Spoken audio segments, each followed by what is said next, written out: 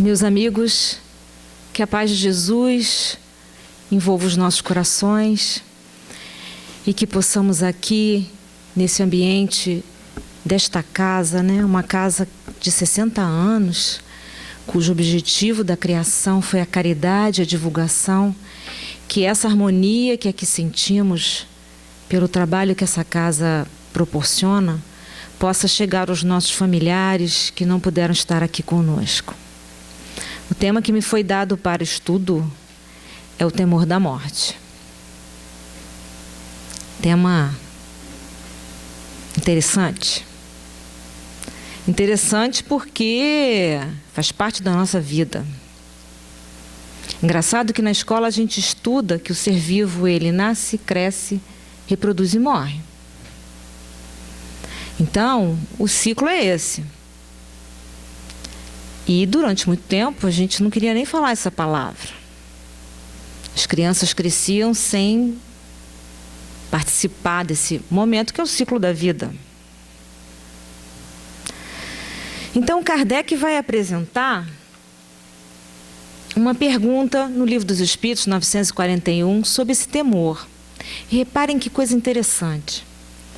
Para muitas pessoas, o temor da morte é uma causa de perplexidade.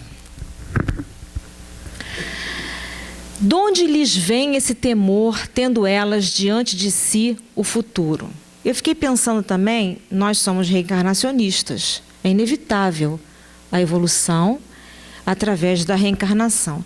E fiquei pensando, quantas vezes nós já morremos? Várias. Nós não, mas assim, vários corpos tivemos e várias vezes, como espírito, em corpos diferentes, experimentamos. E com certeza a gente pode dizer que foi temida. Foram mortes ruins. Primeiro porque vivíamos muito pouco. É com a ciência que a gente tem agora uma vida, vamos dizer assim, física maior. E também nós não tínhamos conhecimentos. Hoje o homem ele tem acesso aos conhecimentos, está com dúvida, quer pesquisar, se depara com a perplexidade. Ou ele nega, não quer saber, mas hoje ele é mais assim, estimulado a procurar, e a filosofia, a tentar entender a sua vida. São várias correntes, e de religião, de filosofia, enfim. Não só no Ocidente, mas também no Oriente. Então a gente tem uma gama de informações maior. Então a questão é que a gente pode vivenciar uma morte do corpo físico melhor agora do que no passado. Com certeza no passado, quantas tivemos, experimentamos com outros corpos, e quanto nós não sofremos. Total ignorância. E o Espírito de Verdade responde, de onde lhes vem esse temor, tendo elas diante de si o futuro? Falece-lhes fundamento, diz o Espírito, para semelhante temor. Mas que queres? Se procuram persuadi-las quando crianças de que há um inferno e um paraíso, e que mais certo é irem para o inferno, visto que também lhes disseram que o que está na natureza constitui pecado mortal para a alma, sucede então que, tornadas adultas, essas pessoas, se algum juízo têm, não podem admitir tal coisa e se fazem ateias ou materialistas. São assim levadas a crer que, além da vida presente, nada mais há. Quanto aos que persistiram nas suas crenças da infância, esses temem aquele fogo eterno que os queimará sem os consumir. Então, o que fundamenta esse temor tem sido determinadas informações que nos foram passadas e que foram por nós assimiladas, que representavam um temor. Quem quer arder infinitamente no inferno? Também há aqueles que não querem ficar infinitamente com os anjos no céu, no paraíso. Uma mãe, por exemplo, quer que os filhos estejam por perto. O nosso céu é sempre motivo dos nossos desejos. Daí, se a gente for fundamentar, procurar os fundamentos da nossa existência e os fundamentos das nossas mortes ou desencarnações, a gente vai, com a doutrina espírita, entender a frase de Jesus quando diz: há muitas moradas na casa do Pai. Não só em relação a essa frase, mas tudo que a literatura espírita nos trouxe através da mediunidade de Chico, não tanto na época de Kardec, porque lá a comunicação acontecia, havia veracidade, mas todo o trabalho era mostrar a imortalidade da alma.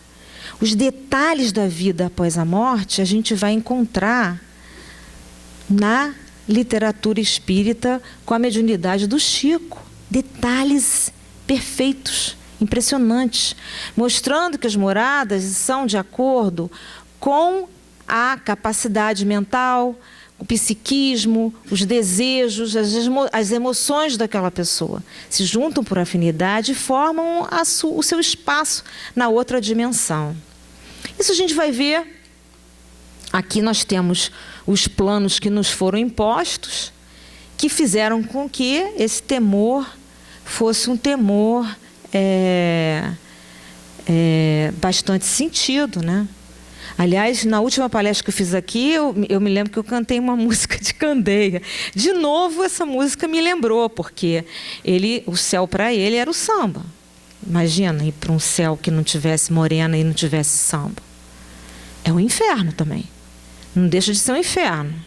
Porque você quer ir ao lugar que você tem afinidade. Essa é a sua maior alegria. E a lei é tão sábia que ela permite isso. Ela não violenta a gente.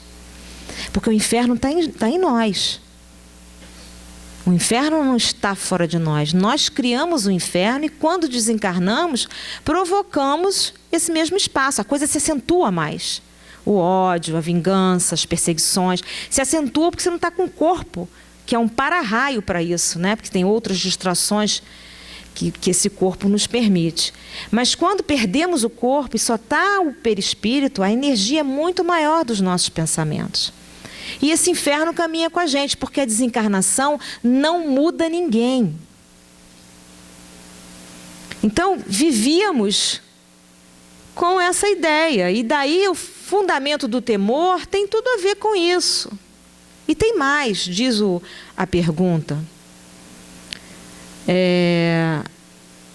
Sucede então que, tornadas adultas, essas pessoas, se algum juízo têm, não podem admitir tal coisa do céu e do inferno.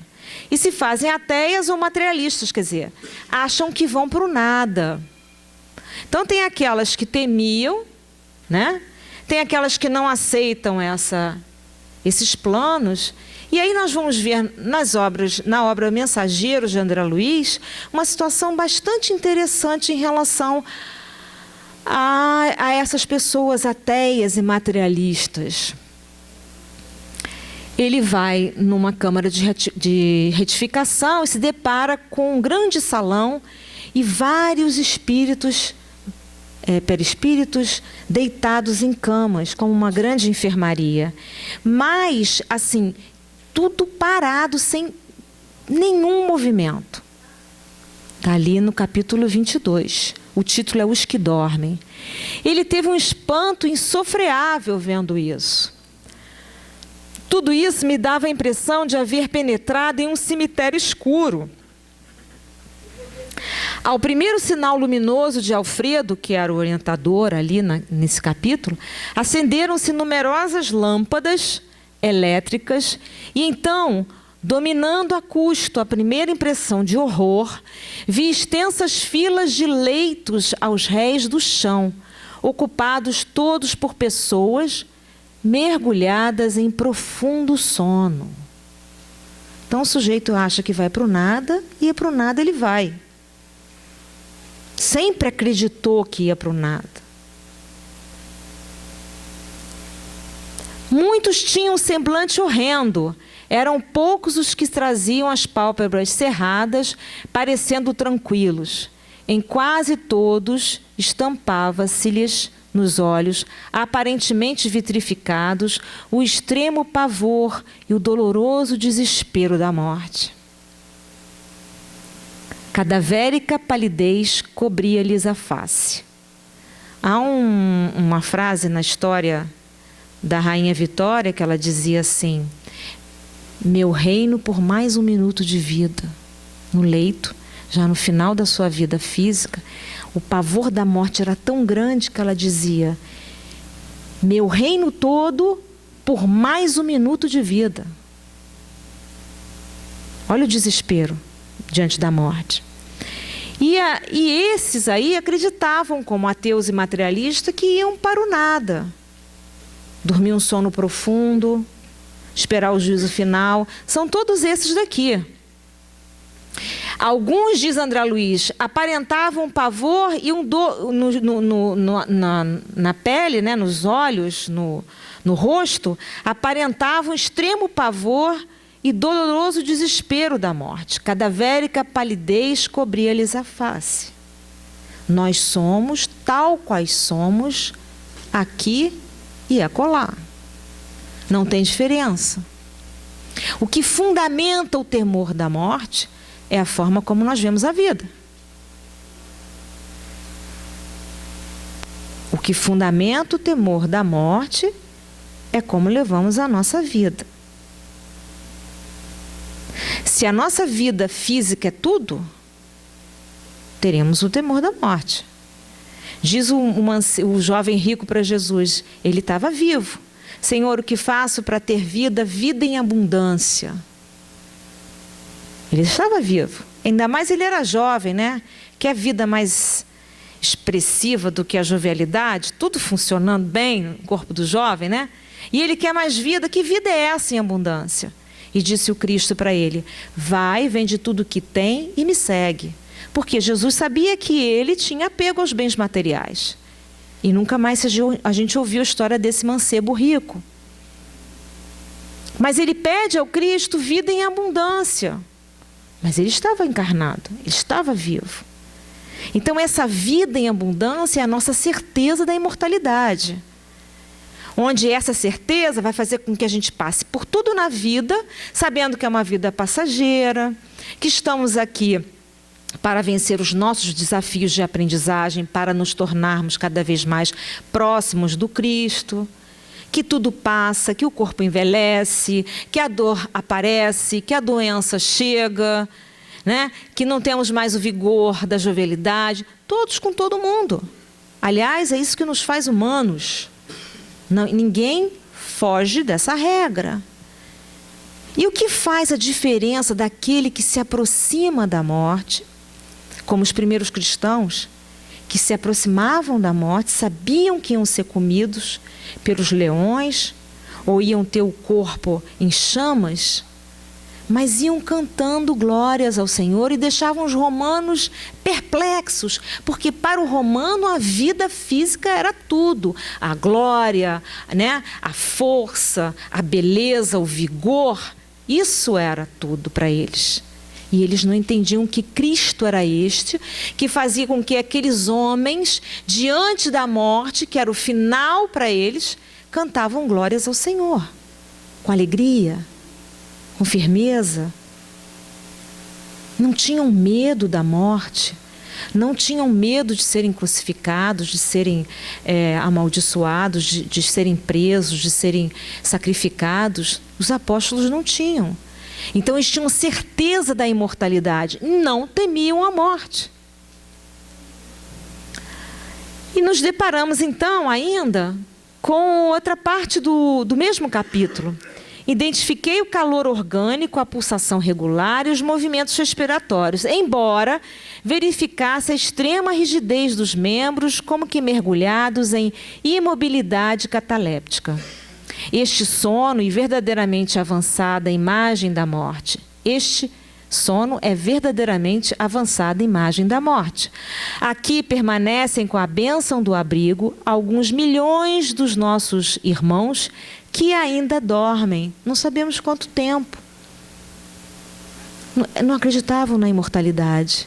Acreditavam que iam para um sono profundo, acreditavam que iam para um nada. Incorporaram essa crença. Olha lá. São as criaturas que nunca se entregaram ao bem ativo e renovador em torno de si mesmo, e mormente os que acreditavam convictamente na morte como sendo nada, o fim de tudo, o sono eterno. Repara que ele diz uma coisa interessante aqui, ó. São as criaturas que nunca se entregaram ao bem ativo e renovador em torno de si mesmo. O que é esse bem ativo e renovador? De Jesus, nós já vamos ver isso. Não se turbe o vosso coração, credes em Deus, crede também em mim. Há muitas moradas na casa de meu Pai. Se assim não fosse, já eu vos teria dito, pois me vou para preparar o lugar. Então Jesus vai falar de que nós temos que acreditar em Deus. Esse reino o meu reino não é deste mundo. Eu tenho o poder de dar e retomar a vida. Sim, porque Cristo era tão perfeito, era um espírito puro, que ele não precisou desencarnar.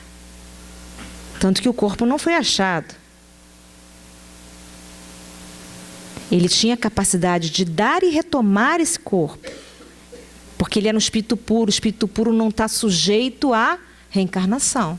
Como nós não sabemos fazer isso, olha, ia ser ótimo, né? Porque a gente fazia um plim, ninguém sofria, não tinha esse monte de coisa que a gente tem, né? Esse monte de papelada, esse monte de coisa, né? É muito trágico, né? A gente alimentar isso. E até pouco tempo atrás a gente contratava as carpinteiras, né? Que chama? Se contratava, porque era um choro. Até pouco tempo atrás a minha mãe contava que tinha que ficar não sei quantos meses de preto. Então, são situações que formatam a nossa mente, formatam o nosso ideário, né? o nosso pensamento. Aquilo é alimentado por nós e fica pesado, e a gente acredita naquilo. Então, nós estamos vivendo um outro momento para fundamentarmos diferentemente todo esse processo. Afinal de contas, a doutrina está baseada nesse pilar. Um dos pilares é a imortalidade. O outro é a comunicação entre os espíritos, provando a imortalidade. A outra é diversos mundos habitados. É um pilar da doutrina. Então, todo esse fundamento representa para nós uma forma diferente de ver principalmente a nossa vida, porque ao visualizarmos a nossa vida de forma diferente, com certeza a morte não será temida. É um processo natural, né? Como grandes espíritos, né, de luz de diversas religiões exemplificaram esse momento. O próprio professor Pietro Baldi, eu até trouxe um relato, mas se der tempo a gente lê, ele conseguiu descrever assim, o que estava acontecendo com ele e quando que ele ia desencarnar. O que ia acontecer? Por que ele não ia para... A família estava se organizando para ir para Santos, ele morava em São Vicente. E ele falou, nós não vamos a Santos, porque lá não vai ter hospital, eu vou ficar aqui. Tinha uma criança na casa, ele falou que azucrinava, corria, gritava. Ele falou, essa criança não vai estar aqui, daqui a pouco vai chegar alguém, vai apanhá-la para levar para um fim de semana não sei aonde. Então, a pessoa que está de fora, vivendo a situação de estar deixando o corpo e descrevendo os passos para que isso aconteça da forma mais tranquila possível. Olha que diferença. O Cristo também desmaterializou o seu corpo, porque era espírito puro, não estava sujeito às leis da matéria, e ele tinha essa capacidade. Nós não temos. Então, a forma como a gente vive, os aprendizados, isso vai desgastando a gente ainda não consegue absorver de uma forma que não desgaste, porque ainda somos atrasados com as coisas que nos envolvem e nos ligam.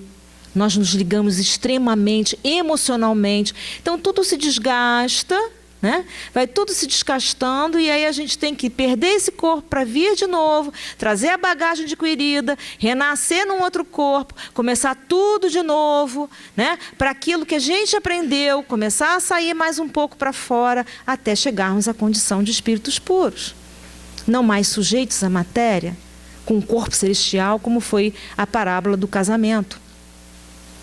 Tão ajustado com a lei, com a substância primeira, que é o Criador, que nós não teremos mais um corpo perecível. Porque diz Paulo que o salário do pecado é a morte. Não diz ele em Romanos 6, 23? O salário do pecado é a morte. Então, o pecado é um trabalho, o salário desse trabalho é a morte. Qual foi o trabalho? O trabalho que nós mesmos criamos em nós mesmos com a queda espiritual. Nós criamos uma mentira. Qual é essa mentira? Um corpo que não tem nada de espírito, que é um corpo mutável, se transforma o tempo inteiro, é um corpo caduco, né? Que às vezes nós temos tanta capacidade, não conseguimos manifestar essa capacidade, porque esse corpo impede essa capacidade, limita essa capacidade. E a evolução nada mais é do que a gente evoluindo espiritualmente, psiquicamente, a gente vai plasmando um corpo também diferente, porque é tudo uma simbiose, é tudo uma causa e efeito. Tudo é pensamento e energia. Então, se a gente vai evoluindo, repara como a gente era na época da Idade da Pedra, né? Corpos pesados, macacoides, brutos, onde as mãos eram enormes. Hoje a gente tem menos pelos, nós temos um corpo mais refinado. Por quê? Porque plasmamos corpos diferentes na medida que vamos evoluindo, até chegarmos a uma condição tal que diz o Dr. Bezerra de Menezes que o nosso corpo espiritual vai se confundir com o nosso espírito. E aí eu quero dizer para vocês que eu falo nosso espírito, parece que é uma coisa... Nós somos espíritos, mas é só a linguagem didática aqui. Por enquanto que somos essa dualidade, nós não temos essa capacidade. E esse fiel, quer dizer, esse prumo, se vai para o lado do corpo, com certeza sofre mais. E teme mais a morte. Porque o maior valor são as coisas do corpo. Agora, se esse prumo vai para a vida verdadeira, que é a vida do espírito, esse temor não acontece. Então, o fundamento, o que nós precisamos pensar quando Kardec faz essa pergunta e o Espírito fala do fundamento? Nós estamos num momento ímpar na nossa existência, com essa personalidade atual, que é o fundamento do conhecimento. Nós não somos o mesmo depois que conhecemos a doutrina espírita. Ela pode não estar inserida totalmente nas nossas ações. A gente ainda teme, luta pela sobrevivência, sai correndo na hora do perigo. Ainda não é aquele santo que abraça o perigo, abraça a dor, vem dor, né? Irmã dor, sabe, ter essa consciência. Estou falando por mim. Mas nós já temos uma consciência. A gente pode não vivê-la integralmente, mas nós não somos mais os mesmos depois que conhecemos a doutrina. E ela passa por nós nos pensamentos de temores. Ela vem e nos afaga, ela vem e nos acalenta, ela vem e nos conforta, porque nós não temos saída. Ela é tão lógica, a doutrina espírita, que a gente não tem saída a não ser aceitar. E aí a gente aceita com mais tranquilidade, a gente não se revolta mais. Por isso é um momento ímpar na nossa vida. A gente compreendeu a lógica da doutrina, com todos os seus argumentos, a fé raciocinada, e diante da dor e daquilo que a gente teme, porque ainda somos muito duais, né? Ainda oscilamos muito e capengamos mais, muitas vezes, para a matéria, né? Mas na hora da dor a gente lembra da doutrina. E a doutrina não nos torna mais revoltados com as situações. Então isso já é um grande benefício. E a gente está experimentando um outro olhar sobre a vida e, consequentemente, sobre a morte. Aí diz o Evangelho segundo o Espiritismo, Allan Kardec, capítulo 3, item 2. Diferentes moradas oferecem aos espíritos que neles encarnam, moradas correspondentes ao adiantamento dos mesmos espíritos. Podem referir-se ao estado venturoso ou desgraçado do espírito na erraticidade. Variarão ao infinito o meio em que ele se encontre, o aspecto das coisas, as sensações que experimentem, as percepções que tenham. Então, repara que Kardec vai esclarecer sobre essas diferentes moradas.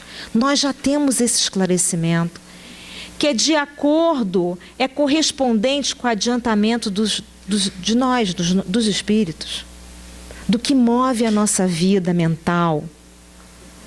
Vamos continuar.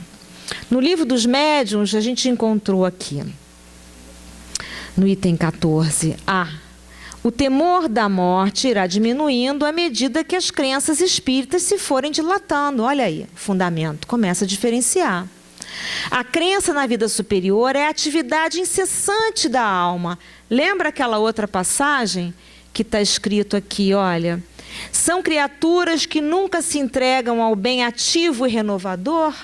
Olha o que Kardec fala aqui. Quer dizer, os mensageiros. A crença na vida superior é a atividade incessante da alma. Quando a gente começa a estudar o Espiritismo, a gente começa a alimentar o quê? A nossa alma. É uma linguagem que vai tocar a nossa alma, o nosso eu interior, o nosso eu verdadeiro. Desde que o homem é homem, ele sabe que existe algo além das suas forças. Muito místico que foi no início, colocava os deuses para fora, né? Os efeitos da natureza. Desde que o homem é primitivo, ele sabe que existe algo além dele e maior. Então, quando você estuda a doutrina, você está alimentando esse lado do espírito, exercitando. Veja bem que lá na outra página dos Mensageiros, ele fala que são criaturas que não alimentaram isso. Por isso partem daqui para lá e vão dormir, porque não acreditavam em nada, não leram sobre isso. Porque tem gente que não lê mesmo, que diz assim, essas coisas eu não quero saber agora. Ou então, eu não acredito em nada disso. Não pega nem para ler, para poder argumentar por que não acredita. Tamanho preconceito. Então, o que acontece? Ai, desculpa.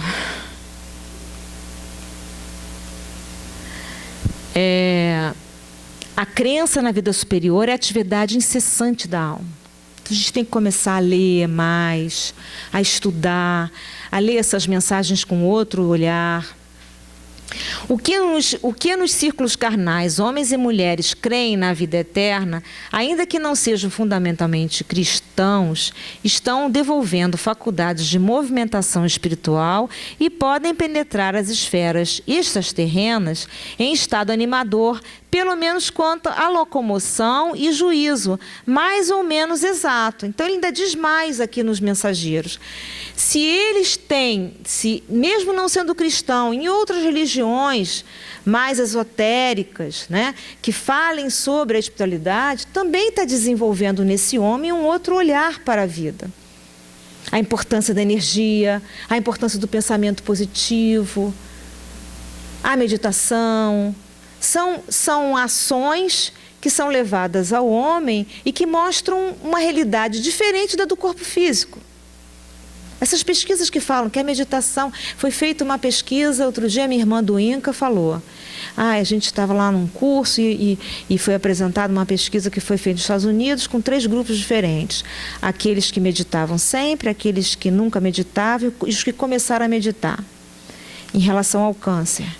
E aí foi detectado, provado por A mais B lá na pesquisa que tanto o grupo A, que fazia meditação sempre, quanto o grupo que iniciou a meditação, tinha menos possibilidade de desenvolver um câncer, um tumor e coisa e tal. Então, uma revelação como essa mostra que tem uma coisa além do corpo. Aliás, Divaldo disse uma vez numa palestra, não existe mais materialista. Existe, sim, energicista, ou seja lá o nome que for. Porque já se sabe que a matéria nada mais é do que energia condensada. Tudo se transforma na natureza. Então, aquele que teima e acha que vai para o nada ele vai ficar não sei quanto tempo, porque a lei respeita. A lei, Deus respeita a nossa capacidade de entendimento. Ela não violenta. Ela não pode à força fazer aquele homem entender que ele está no paraíso ou que ele está numa colônia. Ele tem que estar preparado para entender que ele está num outro espaço e aproveitar aquele espaço. Porque ele não consegue enxergar aquele espaço. Então ele se fecha e só quando ele está aberto a isso é que ele consegue visualizar. Aliás, o Humberto Roden diz muito bem quando ele fala da prece, né? A prece é como se fosse uma janela aberta ao sol. Se ela não abre, o sol vai bater na janela fechada e você não vai ver que o sol existe. Então, esse movimento é um movimento ativo, incessante da alma, que faz com que a gente vislumbre outras coisas, mesmo teimando. Quer dizer, o grande desafio nosso é a gente abrir o nosso olhar para as situações que nos chegam e que a gente está acostumado a ter aquele paradigma, aquele modelo, né, de observação, e tem coisas que a gente nem enxerga. Pior é aquele que não enxerga, o pior é aquele que o outro até manda ele olhar e ele teima em não olhar. Que também tem isso. Quanto tempo o André Luiz ficou no umbral? Ficou 8 anos. Quantas vezes a mãe foi lá chamá-lo? Porque uma mãe como todas as mães, não é só como a mãe do André Luiz, né? Deve ter ido várias vezes lá, falar com ele, tentar buscá-lo. E só depois de 8 anos, ele deu condição, e abrir a janela é dar condição para o sol entrar. Ele deu condição a receber ajuda. Quem é psicólogo aqui sabe do que eu estou falando, né? Só quem quer ajuda é que pode ser ajudado. Quem não quer, você pode fazer tudo que você possa imaginar. Tudo não vai funcionar. É o outro que tem que sentir a necessidade. Isso também é respeitado na lei divina, é a mesma coisa. Por isso que não dá para a gente entender aquele padrão céu e inferno, que cada um de nós está num nível diferente, tem motivações diferentes, tem particularidades, é um indivíduo, tem uma individualidade própria, tem um colorido diferente. Nessa grande harmonia que é o universo, cada um tem uma função específica, única. Nós somos únicos, somos todos iguais, filhos da mesma causa primeira, mas somos únicos, cada um de nós tem uma particularidade, cada um de nós experimenta um tipo de karma que tem a ver com esse aprendizado que é só nosso. O outro tem o outro não pode passar pelo nosso. É específico para a gente. A lei é tão sábia, é tão perfeita. É um grande computador. Então, o que acontece?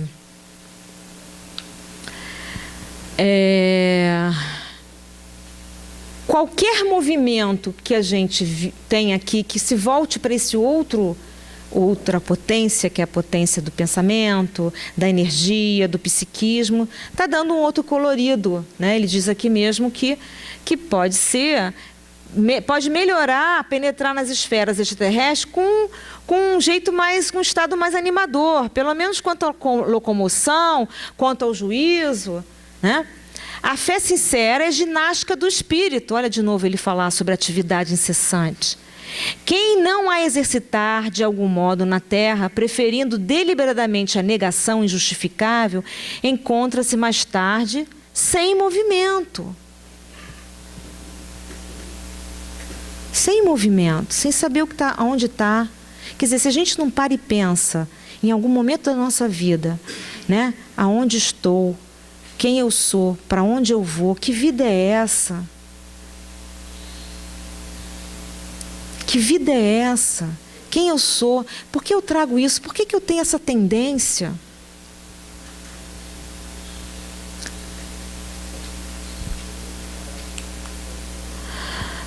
Lísias, aqui é o nosso lar. Amigo, perguntei. Poderia informar se todas as colônias espirituais são idênticas a essa? Os mesmos processos, as mesmas características? De modo algum. Se nas esferas materiais cada região e cada estabelecimento revelam traços peculiares, imagine a multiplicidade de condições em nossos planos. Aqui, tal como na Terra, as criaturas se identificam pelas fontes comuns de origem e pela grandeza dos fins que devem atingir. Mas importa considerar que cada colônia, como cada entidade, permanece em degraus diferentes na grande ascensão. Então, nós nos juntamos pelas nossas afinidades. Os nossos céus, as nossas colônias, têm a ver com a forma de vida que vivemos e as nossas crenças. Mas vamos ver isso aqui daqui a pouquinho, mas vamos pegar mais. Aqui não está dando para ver, né? Porque está em vermelho. Chama-se a esse mundo em que existimos nesse momento outra vida, outro lado, região extrafísica. Isso aqui é na vida continua, André Luiz. Ou esfera do espírito. Estamos num centro de atividade tão material quanto aquele em que se movimentam os homens, nossos irmãos encarnados, condicionados ao tipo de impressões que ainda lhes governam quase de todo os recursos sensoriais.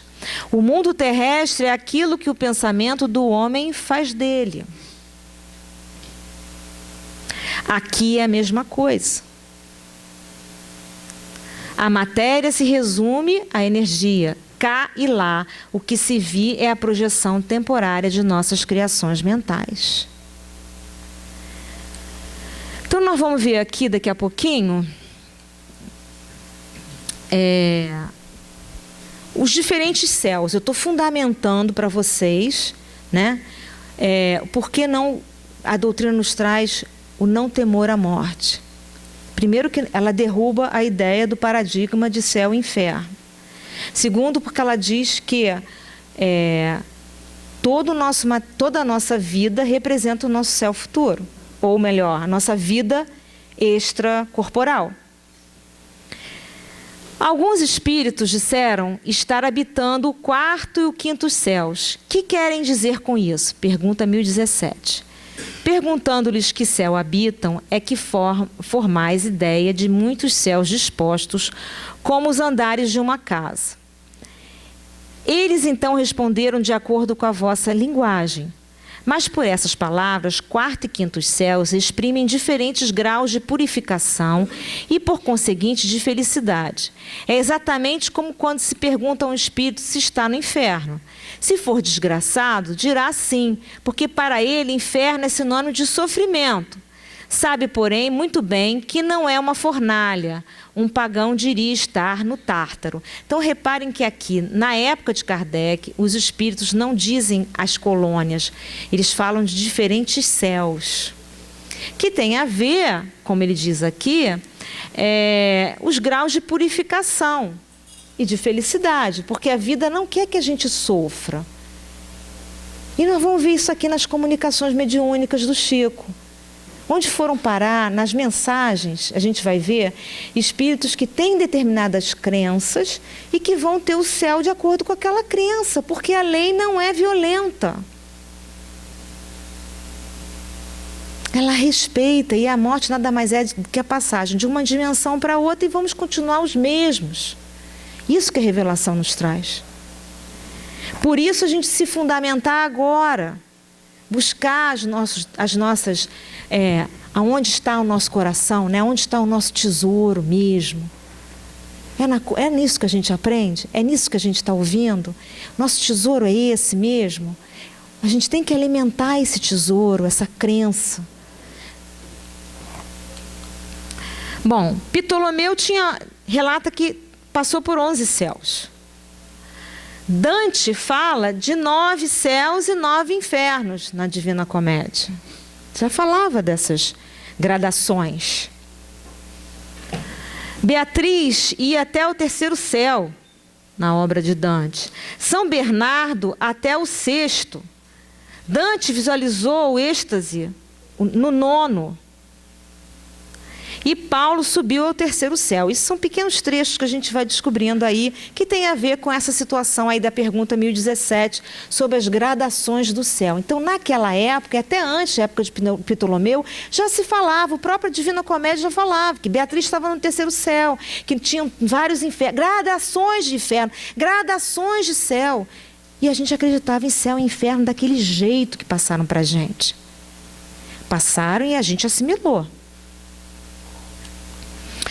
Vamos ver aqui, olha. Esse livro é um livro chamado Irmã Vera Cruz. O espírito é Vera Cruz. Ela desencarna em 75, quando foi operar uma catarata. Seu coração não resistiu à anestesia. Olha o céu dela. Antes disso a gente vai ver aqui, ó.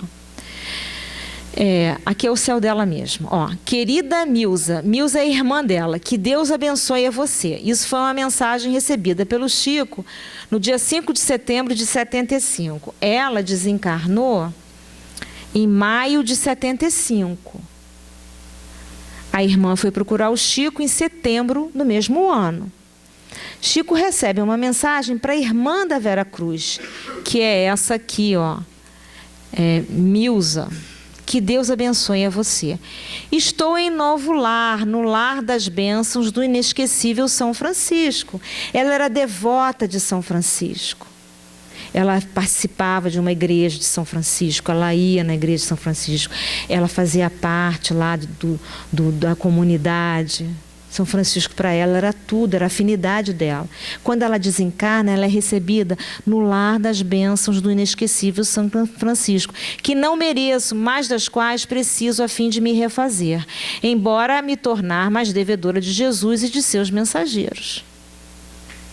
Aí a irmã, quer dizer, estava no Chico, espírita, né? Como que ela vai para um lar de franciscanos? Mas, gente, a afinidade dela era Francisco. Então, o céu para ela está próximo de São Francisco. Olha o céu de São Francisco. Desencarnação de São Francisco. Isso aqui em Celano, que foi o discípulo, né, de São Francisco. Item 219. Francisco apareceu a um irmão vestido com uma dalmática de cor púrpura, acompanhado com uma incontável multidão de homens. O bem-aventurado Francisco chegou com aquela admirável multidão de homens a lugares muito amenos. Esses, irrigados por águas extremamente límpidas, vicejavam com a beleza de todas as relvas e, brotando com o ornamento das flores na primavera, se enchiam de toda espécie deliciosa das árvores. Havia ali um palácio de admirável grandeza e de rara beleza. Entrando nele, o novo habitante do céu, depois de ter encontrado muitas mãos, começou a banquetear-se. Celano descreve a chegada de Francisco no céu, com tudo que era o desejo deles, porque eles eram frades que passavam sacrifício, que passavam fome, né? E aí ele se descreve um palácio com um banquete, com árvores frondosas, com florestas. Celano descreve o céu e a chegada de Francisco no céu. Vamos ver o céu de Dr. Bezerra de Menezes. Espera aí. O céu de Dr. Bezerra de Menezes, olha lá. Depois de festas, das feitas as preces e recebidas as comunicações dos guias e protetores, o companheiro Frederico, que era o médium Frederico da Silva, Pereira da Silva Júnior, sonambulicamente disse: ajudai-me, não há tristezas, tudo quanto vejo revela alto júbilo, quadro soberbo que deslumbre. Sobre uma espécie de dossel, cercado dos mais eminentes espíritos, presidindo o nosso trabalho, está Santo Agostinho. Vamos combinar que Santo Agostinho era o guia do Dr. Bezerra de Menezes. Então, quem vai recebê-lo? Santo Agostinho. Como se diz na Terra, a elite celestial aqui se acha representada, os apóstolos, a Madalena, todos os nossos guias e protetores. Espera aí que eu não estou... Imaginem, é a comparação de que me posso servir uma avenida de luz, onde se enfileiram de ambos os lados anjos formosíssimos. Julgam-se flores que não existem na terra, flores de luz, trazendo todas as crianças cheios delas e pendentes nos pescocinhos à cruz. E a nossa estrela? Como será radioso, ela espalha raios sobre todo esse quadro. Eu sabia, Celina e Bezerra. Celina é a mensageira da Virgem. Eila que o traz pela mão em tiracolo, né? Em triunfo, em triunfo. Parece que a corte celeste o acompanha. Tal a multidão que segue a enviada de Nossa Maria Santíssima. Ó, feliz Espírito, vamos, desce, vem ter com os teus saudosos amigos e ainda uma vez alentá-los com a tua palavra. Isso aqui aconteceu no dia 12 de abril de 1900, às 19 horas. Dr. Bezerra de Menezes desencarnou no dia 11 de abril. No dia 12 foi o enterro do corpo, durante o dia. E às 19 horas era uma reunião que acontecia, e acontece até hoje na federação, que é uma reunião do Grupo Ismael, onde ele fazia parte dessa reunião. Então, nesse dia, olha o espírito como desencarna e está bem, né? Porque a gente vê muito relato que quando há o desencarne, a pessoa fica perturbada, né? Tem filmes que mostram você entrando num túnel, né? Tem outros relatos que dizem que se passa um filme da sua vida, como uma retrospectiva. Outros ficam perturbados, outros dormem para poder acordar, né? E perceber onde está. No caso do Dr. Bezerra, no dia seguinte, ele já se comunica, que ele vai se comunicar. Eu não trouxe aqui a mensagem, eu só trouxe o céu da equipe do Grupo Ismael, descrevendo o céu de Bezerra, que foi recebido pelo Santo Agostinho, que havia uma estrada de luz, que várias crianças acompanhavam, que os apóstolos estavam ali, sim, porque ele foi Zaqueu, ele foi Matias, ele foi um discípulo de Jesus. E veio trazer para a nossa nação o Evangelho no Espiritismo.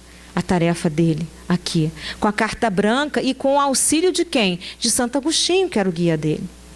Então, quando ele é recebido e extremamente lúcido, ele é recebido, esse é o céu, que tem tudo a ver com ele, com a sua vida. Na verdade, eu estou mostrando para vocês que o temor da morte, ela é baseado, como diz o Livro dos Espíritos, num fundamento que nós criamos, que foi em cima do terror mesmo, do drástico, do fim do mundo, como se todos nós não tivéssemos que passar por ela.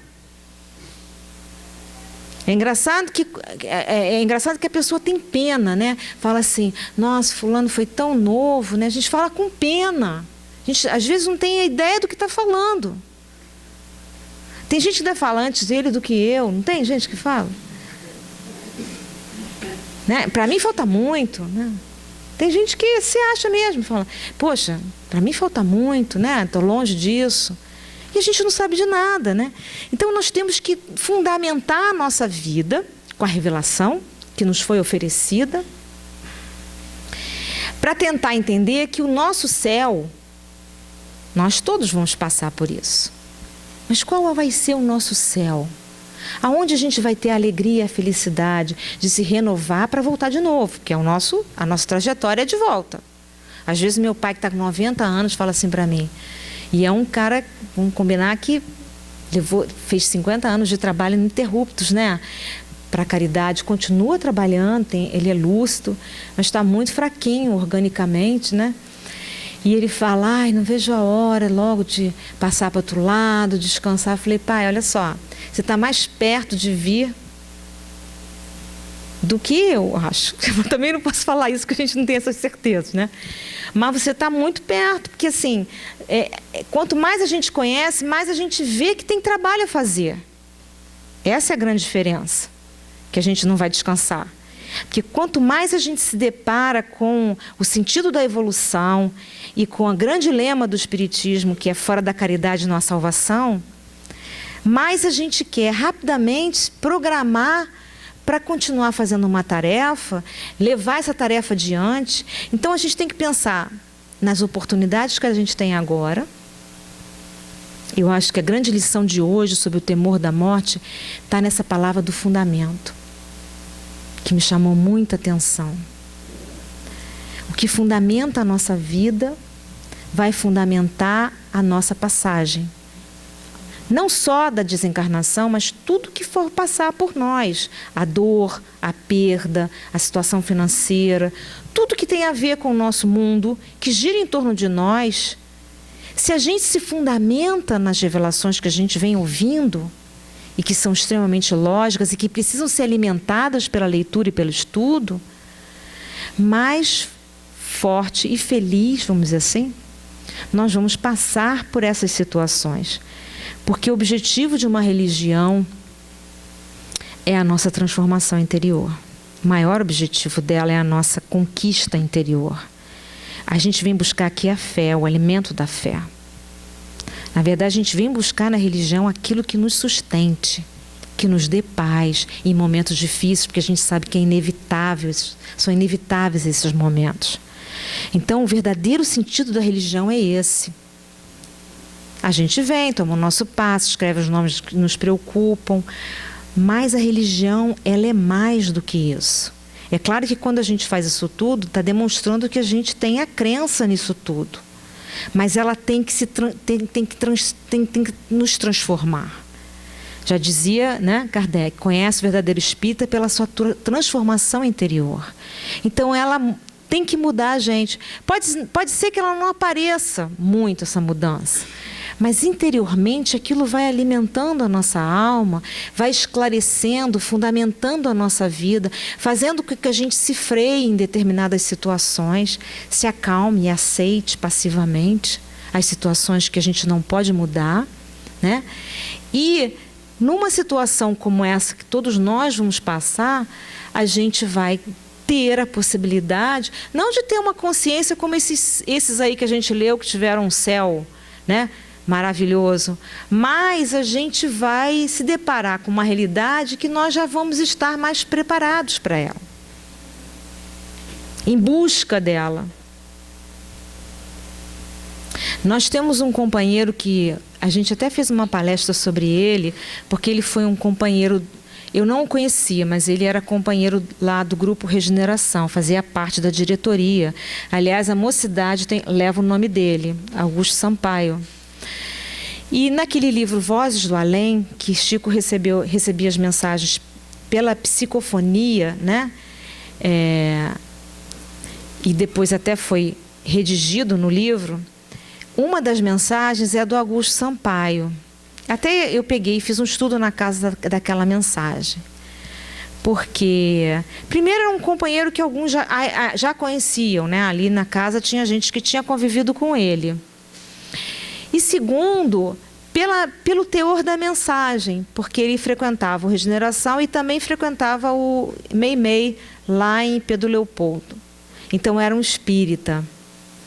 Sendo um espírita, a minha curiosidade era ver de que forma ele acordou do outro lado. Era solteiro e foi surpreendido, né? Teve uma situação repentina de desencarnação. E aí ele diz que, através do Chico, ele fala que acordou num hospital, que a princípio ele achou que era um hospital que estava onde ele já estaria, né? Porque ele passou mal e foi para um hospital. Acordou num hospital diferente, mas era um hospital. De repente ele viu a mãe chegando. Aí ele entendeu tudo. Ele diz assim: entendi tudo quando eu vi a minha mãe. Eu achei tão fantástico, porque assim, entender tudo quando vê a mãe é tudo que ele aprendeu como espírita. E eu só chorava, entendi tudo, de saudade dela. Abracei, e aí tem uma hora que ele fala assim: imaginem quem veio me visitar e me deu um tapinha na testa, Dr. Bezerra de Menezes. Aí é demais, né? Aí é demais, é o que a gente quer, né? Então, eu acho que a nossa doutrina, nós temos muitas mensagens que descrevem esses primeiros momentos e que desmascaram esse temor. Na verdade, desmascarar esse temor. desmascar a dor, desmascar o sofrimento. E é esse o nosso objetivo quando a gente estuda e fundamenta a nossa vida pelo lado do Espírito. Desejo a vocês a paz de Jesus, as boas vibrações, e vou terminar aqui com o Correio do Além, que também é um livro de mensagens, do Carlos Alberto dos Santos Dias, que desencarnou de acidente de carro, bateu numa árvore em Pouso Alto, em 19 de junho de 81. Tinha 23 anos, estudante de engenharia. A segunda mensagem, em 82, ele escreve assim: a morte é um 1º de abril bem bolado. Então a gente vai terminar com essa frase. Falou para a mãe: a morte é um 1º de abril bem bolado. É uma grande mentira. Muita paz.